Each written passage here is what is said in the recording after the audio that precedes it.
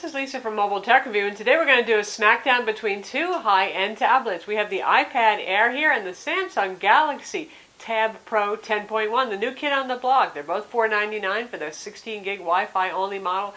Both weigh about a pound, thin, light, fast. We're going to look at them now. So here we are again doing another smackdown between two top tablets. Now this is more for those of you who are looking to spend a little bit more on your approximately 10-inch tablet.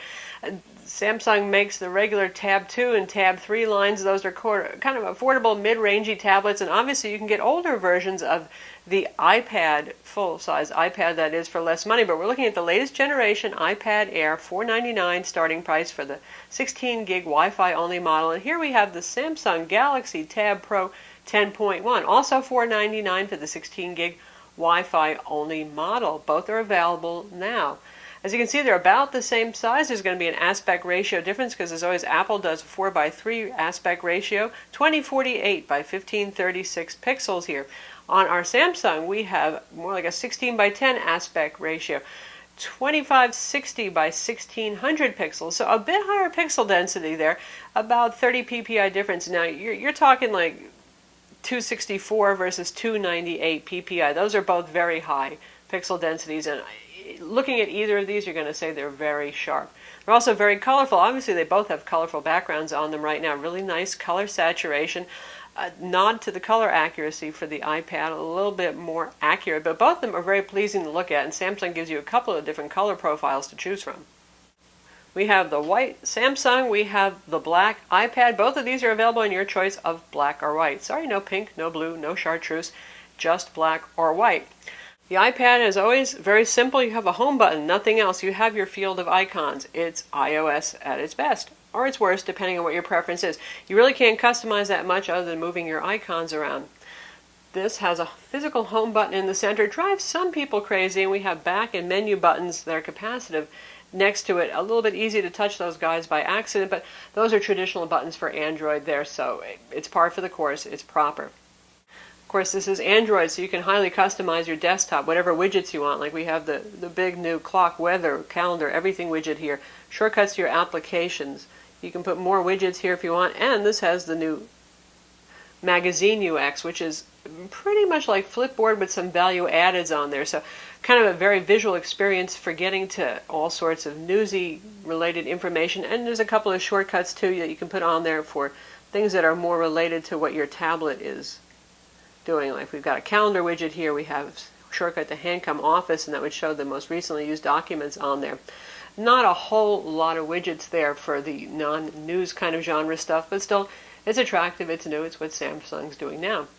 This runs Android 4.4 KitKat. That's the latest version of the Android operating system. This guy runs iOS 7.1 at this point, latest version of iOS. Samsung has obviously customized Android, as they always do with their, well, they call it Magazine UX now. It's sort of like TouchWiz with more features kind of interface. Both of these are very fast tablets. Now, you know, when you're comparing two different operating systems, you know, really it's a little hard to say because operating systems have different demands. But in terms of benchmarks that are cross-platform on these, like 3D Mark and Geekbench 3, they score very similarly. So you're looking at similarly fast hardware. How about other features that are inside? Well, first off, before we get to those, let's just talk about materials. Right here, we have the iPad. Of course, is going to be metal. That's what Apple does. They do nice high-end metal-looking casings. Samsung has their faux leather. This is genuine plastic back here. Again, available in your choice of black or white, complete with the faux stitching. It's actually not bad looking. It's not cheesy or anything like that at all. But for those of you who say, well, I really like the look of a chic metal device, Apple's going to win there. On the back, 5-megapixel camera here, can shoot 1080p video. We have an 8-megapixel camera with a flash right there. You know, despite the difference in the megapixel resolution, they both take pretty similar video and photos there, but having the flash is kind of nice. On the front, the iPad Air has a 1.2 megapixel camera and a 2 megapixel cameras on the front of our Samsung.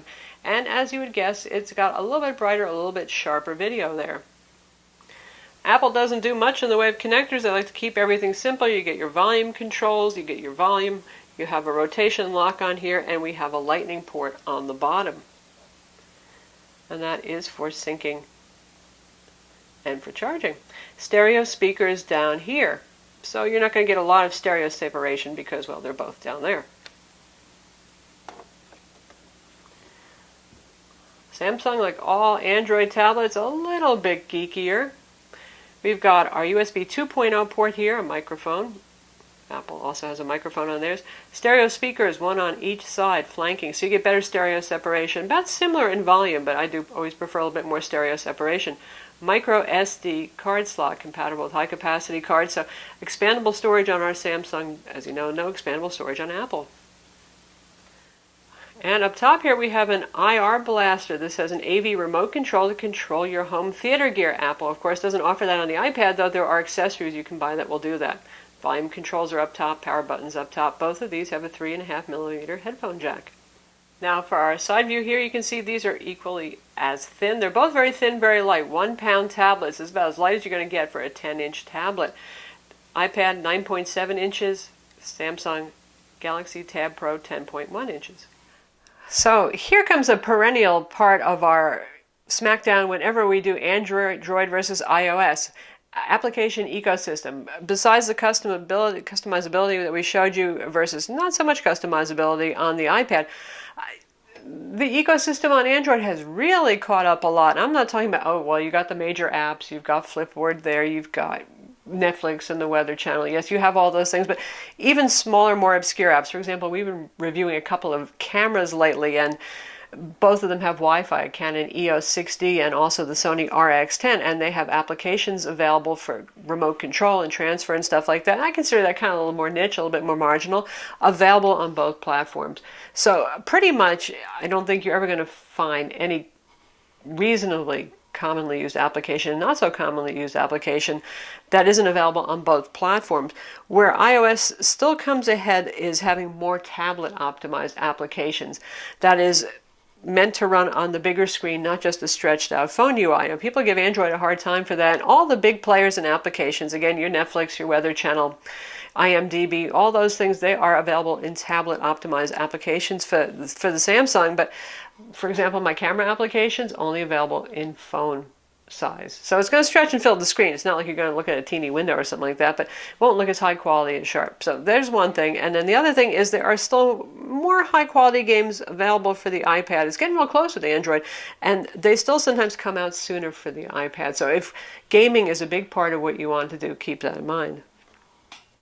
As always with Android tablets, you get more bells and whistles, at least on the higher end ones. Apple keeps it simple. They have a set of core features, and they do those really well. And with Android, they throw on other things. For example, we've got USB hosts, so you can use USB peripherals with the Samsung. Keyboards, mice, game controllers, flash drives. You're not going to find LTE dongle drivers and stuff like that. There's not a full array of drivers like there is for Windows or Mac OS X, but enough for the basic peripherals. Again, you get that IR blaster remote and AV remote control to control all your home theater gear built in. So it's those little extras that they'll give you. The GPS is built in on even the Wi-Fi version of our Galaxy Tab Pro 10.1. With the iPad Air, you really want to get the 3G, 4G version if you want to get true GPS. Otherwise, it's only going to use Wi-Fi triangulation for location. That's an important difference. Both of these have dual band Wi-Fi, and you've got Bluetooth 4.0 on board as well. Now, one thing to know, and this is not such a big deal yet, but you get Wi-Fi 802.11ac on the Samsung, you get Wi-Fi 802.11n on the iPad Air. I don't think a lot of you have Wi-Fi AC routers at home or at work then, but for those of you who like the best of the best and the fastest and the latest gear, keep that in mind.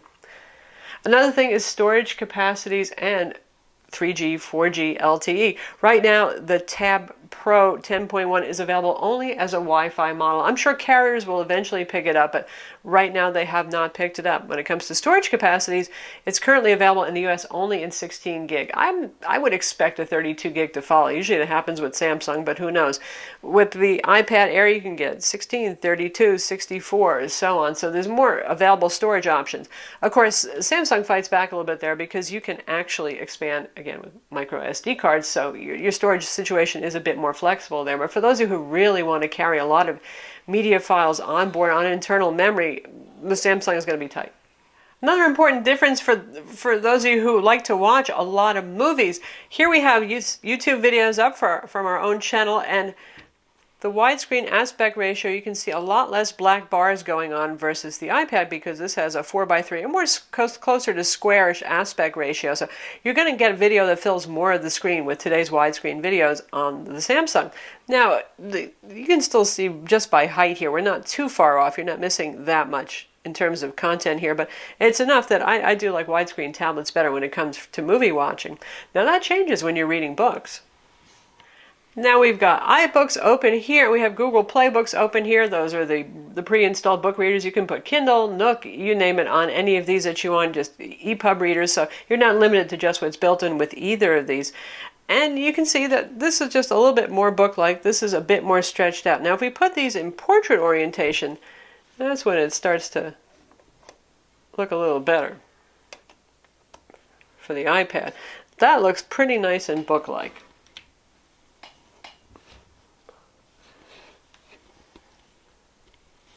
This one here starts to look like a technical document a little bit more. It's just a lot of text splashed on the page, so a little bit nicer. Obviously there's some difference in the formatting of these two particular books right here, but a little bit more like a book-shaped reading experience, a little bit more like a tall column of text reading experience. So if you want to read books a lot, I would lean towards the iPad Air. So that's the opposite situation from watching widescreen movies.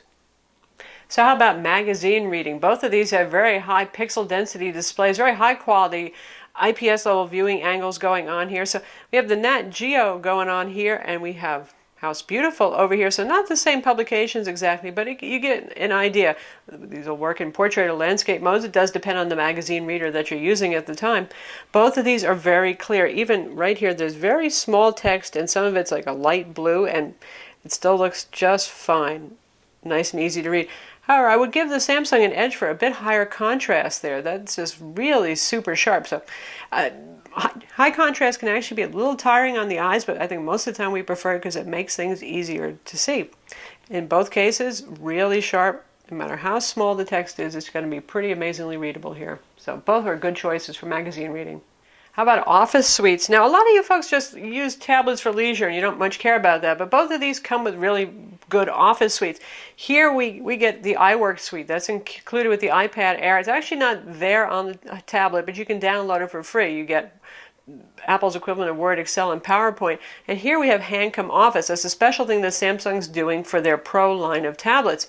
And both of these, as you can see, support advanced formatting, inserting of graphics, that kind of thing. Now, Pages looks like it has no features at first, but that's because, Apple, they like to hide everything.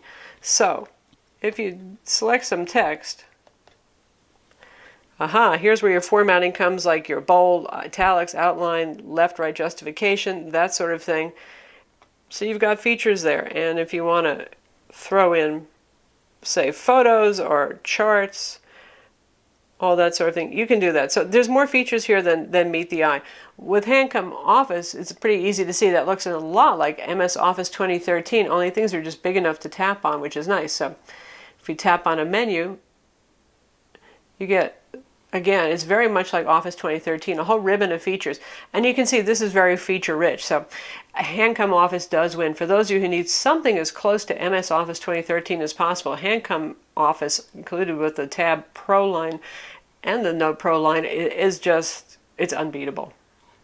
If you just want to do the basics, though, including inserting some pictures, some text, even some formulas, if you're in the equivalent of Excel here on the iPad, that can handle it just fine. It's just for you people who really need all the serious features of Office. So lastly, how about battery life? Both of these skinny tablets have a battery that's sealed inside, lithium-ion rechargeable. Samsung claims 10 hours of internet use on a charge. Apple claims the same for the iPad Air. In practice, I've been getting like 8.5 or 9 hours out of the Samsung Galaxy Tab Pro 10.1, and Apple's claim of 10 hours has been spot on. It really does run for 10 hours with Wi-Fi on. That's what both of these set to around 50% brightness. So you're going to get a little bit more runtime on the iPad Air. It's not a huge difference, so I don't think it's going to be a deal breaker difference for most people. So who are these tablets for? Well, they're both general purpose tablets at the higher end. For those of you who want really high resolution, high pixel density displays, fast performance, either of these is going to do the job. As ever, both of these are very capable for playing movies. You've seen widescreen video. I think it makes a little bit more sense on a widescreen display. This is a great aspect ratio for reading books and also for reading magazines. They're both great for ebooks. They're both great for internet web browsing. We didn't cover the web browsers on here, but I think everybody knows what Safari is like now on the iOS ecosystem. With Samsung, you get both Chrome and the internet web browser, and you can download Firefox, Boat Browser, a bunch of others. So a little bit more browser differentiation here, but Safari does a pretty good job. But for those of you who want multiple browsers, the chance to sideload Adobe Flash, long discontinued, but you can still do it, the Samsung would win out. In the end, really the big difference is, other than the aspect ratio, and that's not really the hugest difference right there, is going to be the platform. Which do you like better? Do you like Android or do you like iOS better? Do you want customizability? Usually the more technical minded people prefer Android. They like the ability to customize, to put their own widgets on, to make it theirs. And people who just want streamlined, fast, easy to use, go with the iPad. So that's the iPad Air versus the Samsung Galaxy Tab Pro 10.1. Both available now, both priced the same. And as you can see, it's a lot like the Smackdown we did between the iPad mini with Retina display and the 8.4-inch version of the Tab Pro. It comes down to what OS you like, how many games you play, which Office suite you prefer, and your just favorite platform. I'm Lisa from Mobile Tech Review. Be sure to visit our website for the reviews of both of these. Watch our video reviews of each of these and subscribe to our YouTube channel.